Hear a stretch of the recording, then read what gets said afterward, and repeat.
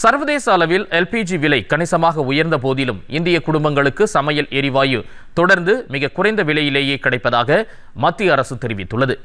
Petroleum மற்றும் இயற்கை எரிவாயு அமைச்சகம் வெளியிட்டுள்ள அறிக்கையில் அண்டை நாடுகளை விடவும் அமெரிக்கா, ஆஸ்திரேலியா மற்றும் கனடா போன்ற வளர்ந்த பொருளாதார நாடுகளின் விலைகளை விடவும் இந்தியாவில் சமையல் எரிவாயு சிலிண்டர்களின் விலை மிக குறைவாக இருப்பதாக குறிப்பிடப்பட்டுள்ளது.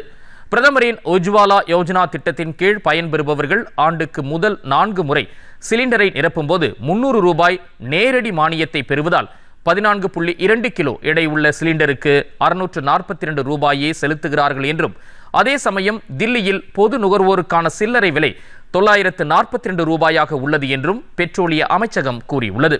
ஹோர்முஸ் நீரிணை பகுதியில் ஏற்பட்ட இடையூறுகளால் வளைகுடா பகுதியிலிருந்து எரிபொருள் விநியோகம் பாதிக்கப்பட்டதாலும் இந்த ஆண்டு பிப்ரவரி மற்றும் ஜூன் மாதங்களுக்கு இடைப்பட்ட காலத்தில் எல்பிஜிக்கான சவுதி சிபி அளவுகோல் விலை சுமார் 46% உயர்ந்ததாலும் விலை அதிகரித்ததாக அமைச்சகம் தெளிவுபடுத்தியது.